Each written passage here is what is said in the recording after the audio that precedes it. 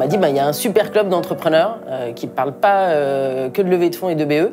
Il parle de plein d'autres choses, comme de créer de l'emploi non délocalisable, de vision d'entreprise humaniste. Et je me suis dit, c'est des mots qui me parlent. Donc j'ai poussé la porte. Je me suis sentie immédiatement en famille. C'est frappant, c'est-à-dire qu'on a le sentiment de rejoindre la grande amicale des entrepreneurs, la grande fratrie de l'entrepreneuriat. Le point commun des gens qu'on accompagne ici, c'est d'avoir intégré à un niveau très varié, mais cette dimension du métier, et je dirais presque de la vocation d'entrepreneur. Au-delà d'être un métier, c'est presque un appel. Et en fait, ceux qui entreprennent, et ça dure des années et des années, au bout d'un moment, c'est vraiment quelque chose qui est de l'ordre de l'appel intérieur. Contre lequel on peut pas résister. La dernière validation, on s'est dit, bon, je crois que c'est la première fois où on a eu peur de ne pas réussir quelque chose. Et en fait, on a réussi. Ça n'a pas été un long fleuve tranquille, mais on a réussi en étant excessivement poussé dans les retranchements par le chargé d'affaires. Mais finalement, c'était une super aventure. Ça nous a permis de nous poser les bonnes questions. On avait de l'ambition qui restait intacte, mais on l'avait jamais bien écrite. On a dû re-rentrer dans les chiffres, aller loin, se projeter, construire, avoir une vision marketing, business, financière, tout. Nous, on a été assez secoués pendant ce rendez-vous de prévalidation, mais c'est des conseils et des challenges finalement que je remercie encore cette personne aujourd'hui. On a cherché à comprendre qui j'étais en tant que dirigeante d'entreprise, au-delà de mon entreprise.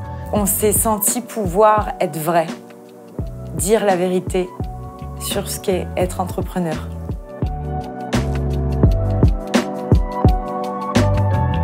Ce qu'on essaie de faire modestement au réseau Entreprendre, c'est d'avoir une parole de vérité avec les entrepreneurs, c'est de faire du retour d'expérience de pair à pair.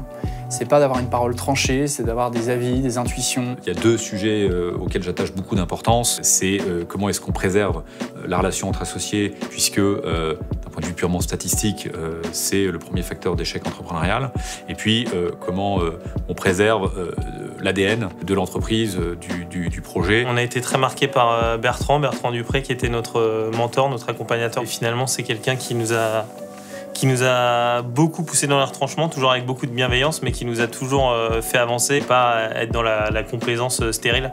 Et du coup, c'était extrêmement formateur de l'avoir à nos côtés. Extrêmement sain. Je trouve que le meilleur conseil qu'on peut donner aux entrepreneurs, en tout cas celui qui me touche le plus, c'est de leur dire qu'est-ce que tu veux faire toi, et de partir du besoin, du souhait de l'entrepreneur. L'anecdote qui m'a le plus frappé, c'est lorsque on a démarré l'accompagnement de Léonide Goncharov qui a créé l'Anticafé.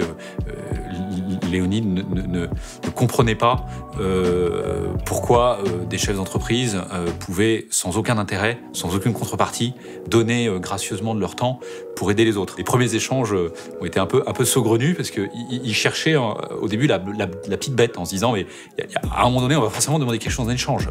Quelle est la contrepartie ? Les entreprises qui sont dans ce club représentées par leurs dirigeants et dirigeantes, ils sont au même niveau de maturité.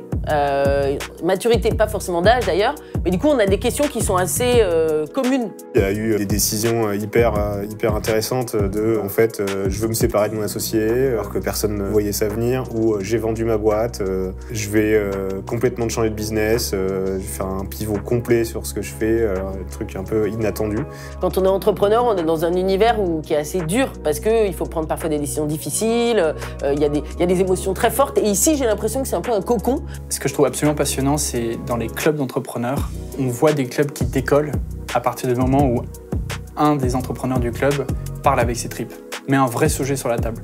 Et là, on voit que le club, il passe à l'échelon supérieur. C'était pendant un club, on connaissait des moments un peu compliqués en business, en cash, etc.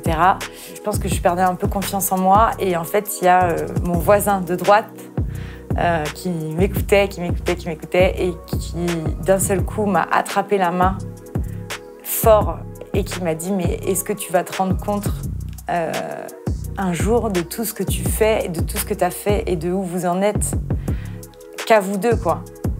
Et ça a procuré vraiment chez moi une émotion folle. Et c'est marrant parce que j'ai dit à Marlène, je pense que je ne serai plus jamais la même personne en fait. Je pense qu'on a aussi un rôle de soutien moral auprès des entrepreneurs, d'être à leur écoute, de leur redonner confiance. Et en général, quand ils repartent du réseau, ils sont reboostés, ils sont pleins d'énergie. Le meilleur conseil qu'on nous ait donné, c'est de prendre soin de nous. Et ça, il faut du temps pour le comprendre.